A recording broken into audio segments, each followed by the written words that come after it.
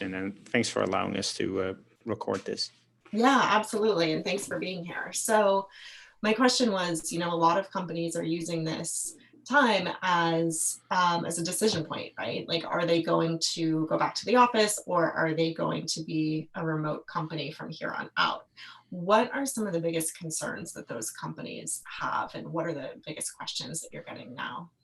Yeah, I think the biggest concern, like I'm talking mostly about like startups with just only knowledge workers. Like obviously, if you have like a physical component, like you run a hospital or a garage or something like that, it's different. But Yeah. for startups with a ton of knowledge workers, what they've seen is like, wow, even with a ton of people having their kids at home, we're still more productive than we were before. So kind of there's the promise of like, what if the schools open again and people don't have to be so afraid of their safety? Like we know we can be more productive in this model. So that's a big potential there, because it would allow everyone in the company more flexibility to kind of work from where they want. They no longer have to maintain the office. Maybe 10% of their people, they want a space to work from, but it's going to be way more affordable than having an office. And they'd be able to recruit talent from many more locations than they can now. So that's the opportunity. I think what I've seen is almost kind of an instinctive reaction, like, hey, but what about maintaining and enhancing our culture as a company? What about our ability to lead the company? What about the ability to evaluate performance? A lot of those processes were kind of based on, like, for example, the in-office culture. And that's now gone. And you have to intentionally replace that. Like we did a talent show via Zoom the other day. It was super fun. Awesome. It was a pantomime, and like we had 50 people climbing a virtual rope together and stuff like that. And but you have to organize that. It doesn't happen spontaneously. There's also about leadership. Like it might be for a leader, it's tougher to kind of communicate your vision through Zoom than standing in front of everyone. It's a different experience, but there's benefits too. Like it's easier to use audio and video. It's easier to, you don't have to wait for the mic to get passed around, because people can sign up and chat, and then you can quickly give the word to them to verbalize what they asked, etc. So you have to kind of learn to deal with the things that are maybe a bit less, but also embrace like the things that can be better. There's also a ton of managers that kind of evaluate performance by attendance. People are in the office early, show up, are vocal, are seen. Those tend to like be evaluated better. So it's really, working remote forces you to focus on output and not on input, because you can't see the input anymore. And that's hard. Like if you've not done that for the last 20 years, yeah, it's a big change. It's an obvious change, but obviously it's different and it's more difficult. We totally think it's worth it. You get what you measure. So better to measure output and not have people work ridiculously long weeks. Absolutely. And yeah, culture-wise, like you have to be intentional about that. It's no longer, it will organize itself. People will just meet in the hallways. We last week we published the GitLab songbook. We already had a bit of a songbook, and we put it online. I'm not recommending that every company does it. Maybe we're a bit on the peculiar side, maybe, but like it is important that you start thinking about, okay, how do we still create these events both virtually and at some point post-COVID in person, where we have travel stipends for people. We do local meetups. We do a once a year global get together. But most importantly, how do we create those little moments, we call them coffee chats, where people just hang out with two of them without an agenda, and then have that water cooler hallway conversation. All the companies need to start organizing that and kind of making it mandatory in the beginning so that people actually participate in it. Yeah, it's really this opportunity for like a culture reset, to think about the behaviors you want to be happening, and to really intentionally instill them in tactical specific ways. Like you can no longer let the culture, and Darren, you said this, I think the last time we were chatting, you can't let the culture just be the loudest person in the room. And that's impossible to do when you're remote. So it's this chance to reset and really rebuild. Many of the challenges that I'm hearing about are the obvious gaps where the company let spontaneity and fate lead. And now that there's the dearth of spontaneity and fate, there's this, oh no, does anyone have a silver bullet other than being intentional about this? And the answer is no. No. Actually not. If you've let culture just be defined by office decor or the given personas in the office, and now you don't have that, yeah, you have to write that down. Your cultures are going to be what values you document and then how those are lived out on a daily basis. So if you haven't documented that already, that's how you get the culture. People are asking, how do we onboard remotely? Because now we can't physically tag a person to a person. And it's because they know from the beginning, they should have been documenting the process and make it very prescriptive and articulate on how do we expect someone to ramp up into our company. No one ever bothered to write that down. We just kind of patched it over with pairing someone with a person, and we just redid it and redid it and redid it. But the truth is, like Sid mentioned earlier, so much of what we do is beneficial in a co-located setting too. So even for companies that plan to transition back in some form or fashion post-COVID, you need to have your onboarding documented. You need to have your values documented. It will help you regardless of the actual structure of the company. And documenting your values is not just having 6 words or something like that. It's also including examples and including like, how do you reinforce them?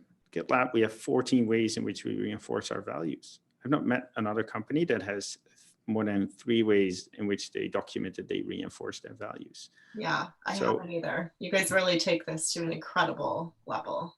Yeah, we're a bit nerdy about it, but not everyone has to do 14, but it has to be more than, everyone complains like the values are just a thing on the wall and no one actually lists them.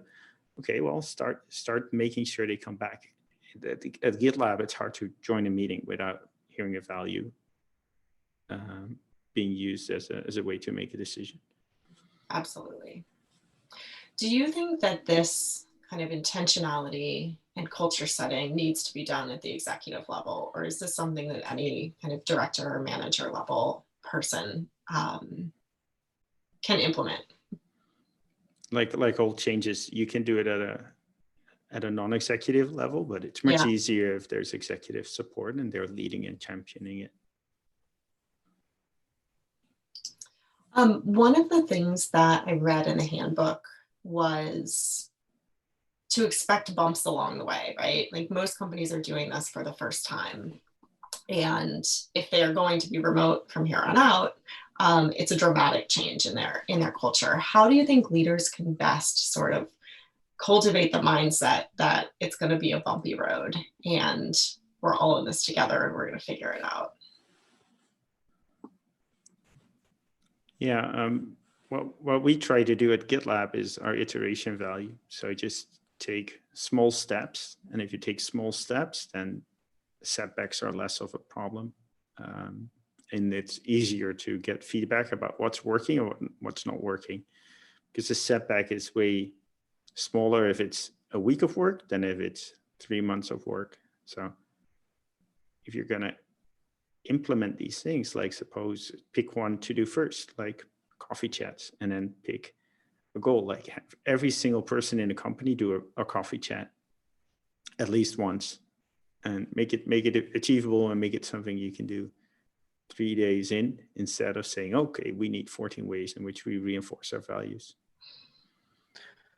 Yeah, and the thing I'll add there is you just got to reiterate that transitioning a company from one environment to a wholly new environment, it has to be seen as a journey. That's not something that's just, you're going to go from 0 to mastery overnight. It's just not going to happen. And it's way less daunting to say, all right, let's just get a little better at it next week, and then get a little bit better at it next week. And it does require, I think, a shift in mindset from managers. You'll find some companies where if they've been primarily led through the kind of command and control, it will feel very counterintuitive for managers to step back almost to a servant leadership type of mentality, where their primary goal in the transition period is to accept feedback, to be a sounding board, to listen to things that are going wrong. VPNs don't work, or my desk isn't ergonomic here, or I need 2 monitors to maintain the productivity that I had in the office.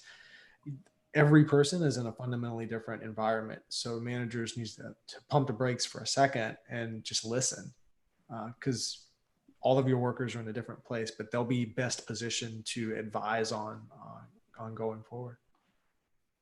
Yeah, Darren, on that note, we talked about this a little bit last time, but part of your role is sort of helping people who have never done this before or who are really used to working in an office environment transition and sort of bring them along.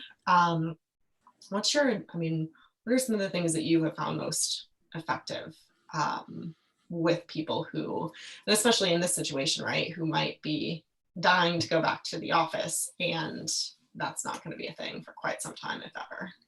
Yeah, I mean, it's worth being honest about the fact that a lot of people, well, pretty much everyone at GitLab opts into the way we do things. It's very self-selecting. People come to GitLab because they read the values in advance. They know what we're about, and this is the lifestyle they want.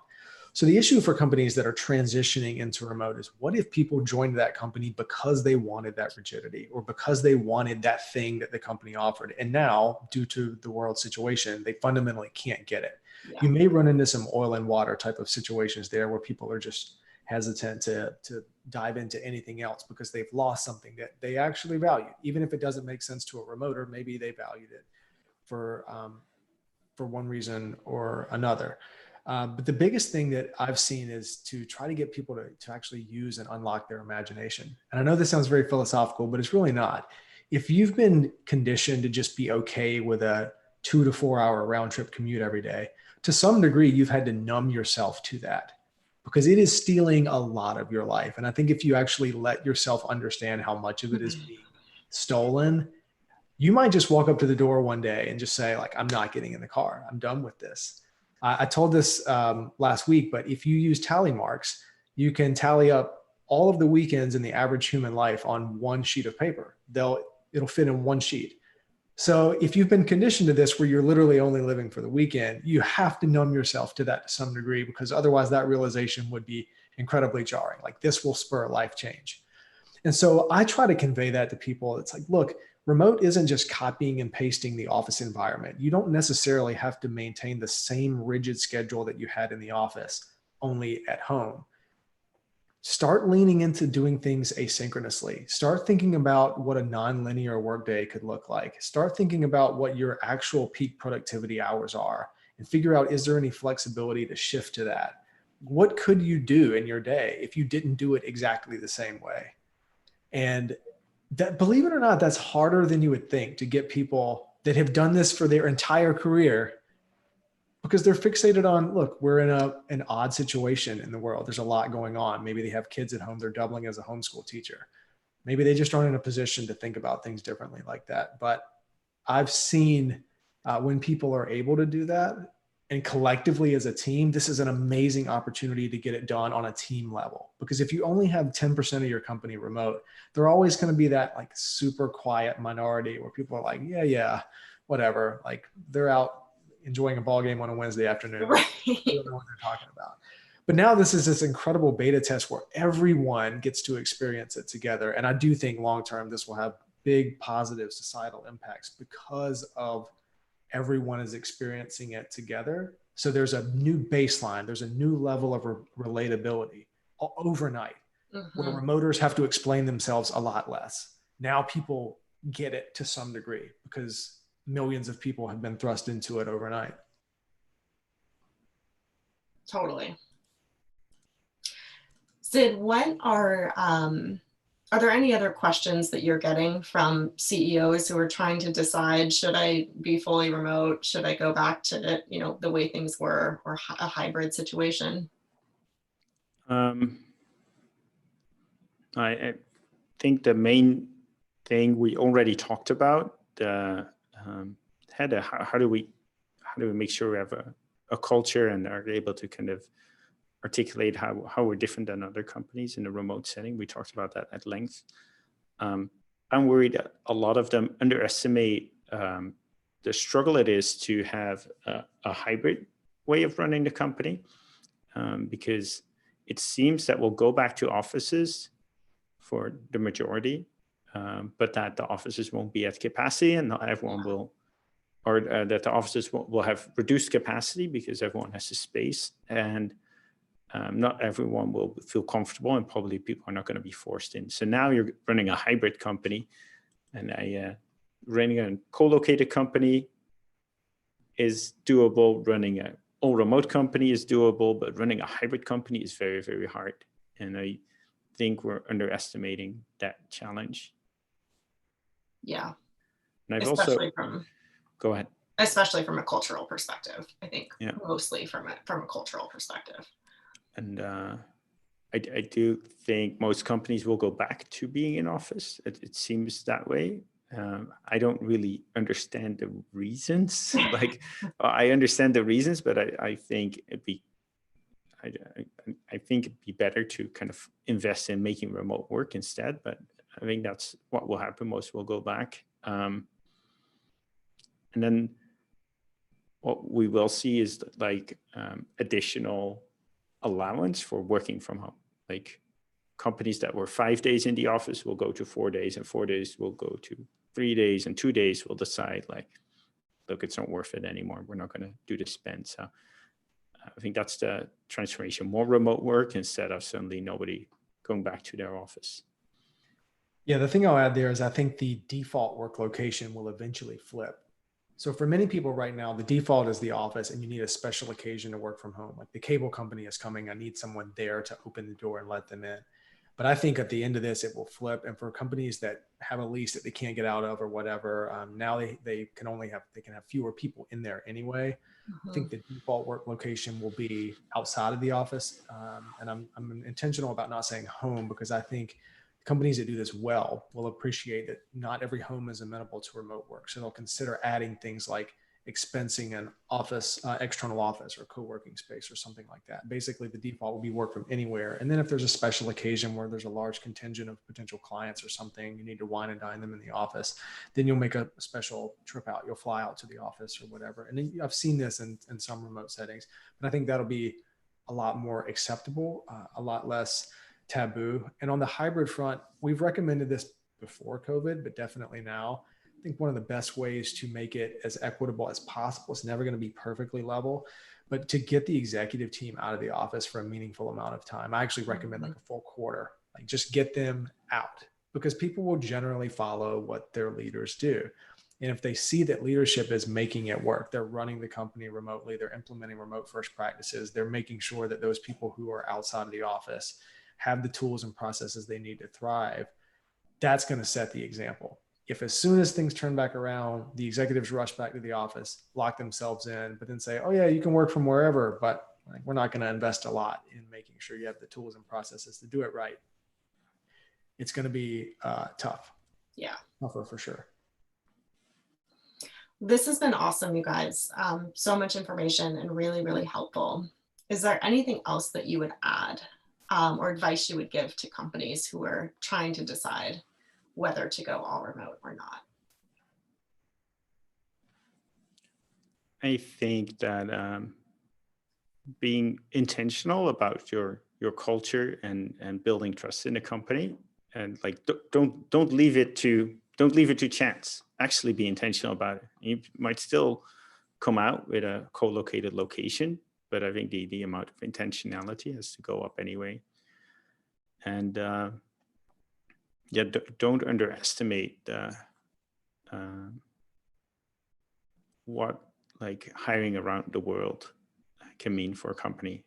Like we're able to hire so many more talented people to build a more diverse company through not being limited to a location. I think it's a big benefit to any company. Right. How many countries do you have employees in now? 67. 67. Awesome. And Sid, how much time do you typically spend traveling outside of COVID? Pre-COVID. Pre-COVID. Probably I'd have one thing outside of San Francisco a week. Yeah. And I've been more efficient myself not having that travel. It's I'm also, sure.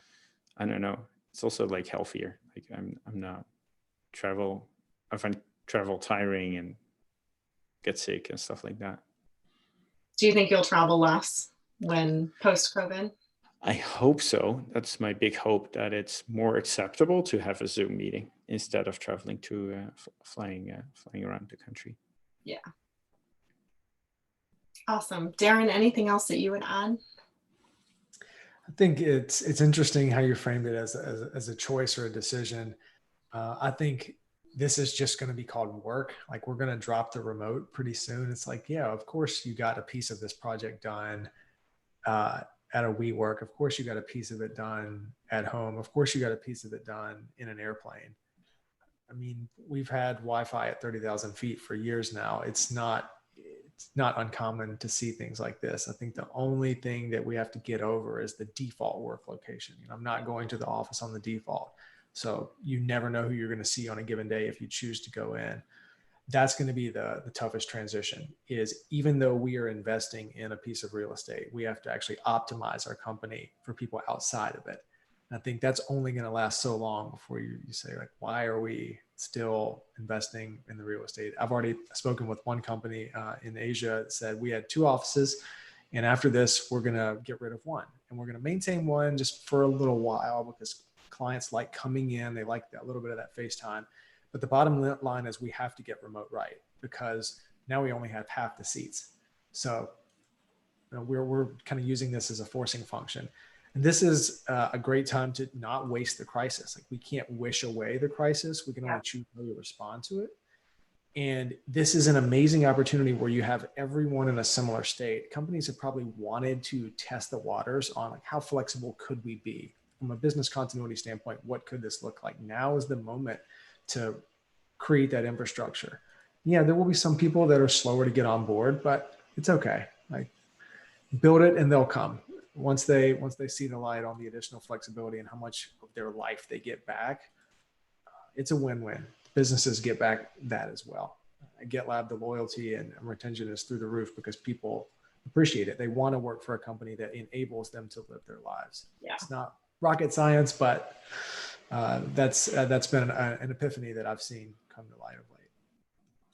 Yeah, we're all like relearning these behaviors, these mindsets that have been culturally ingrained for decades. But I think it's really cool. Absolutely. It's an exciting time. I think the world's embrace of remote has been accelerated by at least 10 years because of this. And I think humans will do all right with it. I think we're going to end up with more positives on the other side. Yeah, I do too.